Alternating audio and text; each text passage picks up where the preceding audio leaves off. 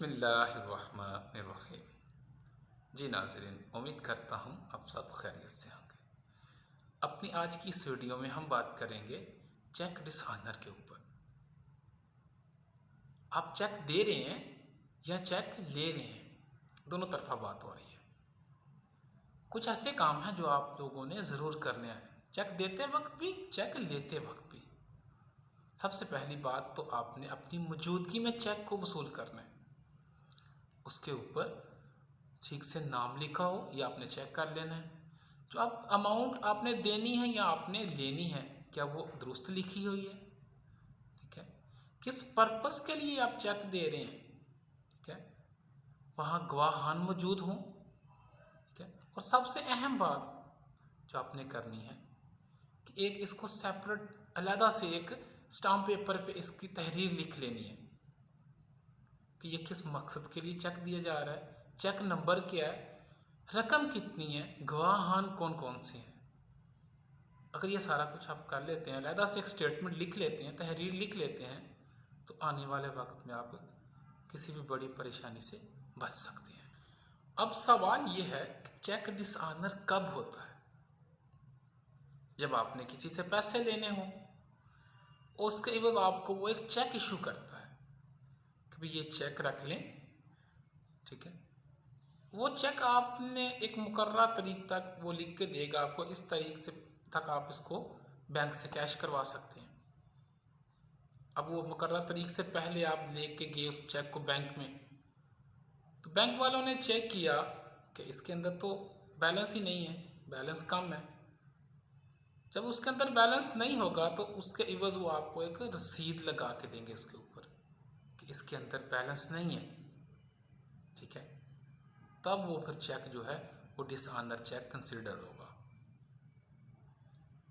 अब दूसरी बात, चेक डिसऑनर हो गया, अब हमने क्या करना है? चेक डिसऑनर तो हो गया, क्या हम अब सीधा थाने चले जाएं? नहीं, बेहतर है कि उससे पहले आप एक उसको लीगल नोटिस करवाएं। ठीक है। उसके ऊपर उसको मेंशन करेंगे, लीगल नोटिस हो जाएगा। हो सकता है कि वो उसकी वजह से आपको आपके पैसे दे दे। अगर तब भी नहीं देता तो फिर आप उस लीगल नोटिस की कॉपी और आपने जो चेक डिसऑनर की है उसको लेके थाने जाएं। ठीक है। वहाँ फिर जाके आप उसके खिलाफ FIR करवाएं, क्योंकि अमूमन ये देखने में आया है कि जो मुतलका SHO है या जो पर्चा काटने वाला है, वो चेक के साथ साथ जो चेक डिसऑनर है उसके साथ साथ एक लीगल नोट्स की कॉपी भी मांगता है कि आपने वो यही सवाल करता है कि आपने उसको कोई लीगल नोट्स करवाया। तो बेहतर है कि आप उसको थाने जाने से पहले एक लीगल नोट्स करवा लें। अब जब उसके खिलाफ FIR हो गई है तो फिर मुखालिफ पार्टी के खिलाफ 489F के तहत कार्रवाई की जाएगी, जिसके तहत उसे 3 साल तक जेल रहना पड़ेगा।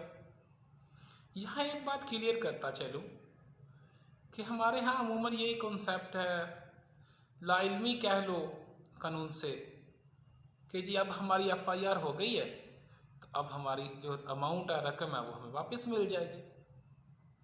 अमूमन तो यही होता है कि शरीफ आदमी जेल जाने के डर से आपकी रकम आपको वापस कर देता है।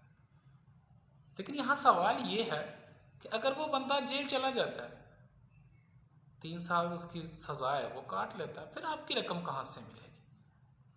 तो भाई उसके लिए हमें क्या करना है? उसके लिए हमें एक अलहदा से ऑर्डर 37 के तहत दादा से दावा दायर करना है।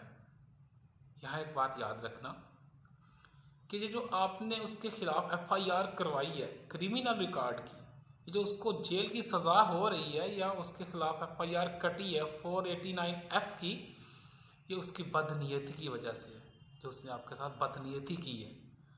ठीक है।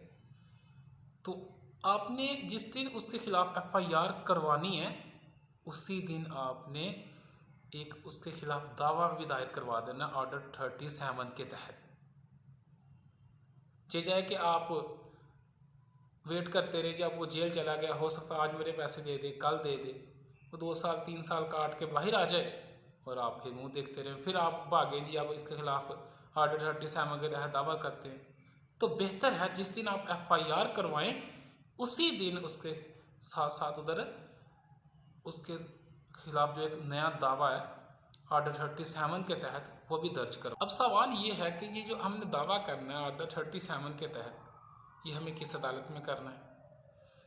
तो ये जो दावा हमने करना है ये हमने जाना है सेशन कोर्ट या डिस्ट्रिक्ट कोर्ट में।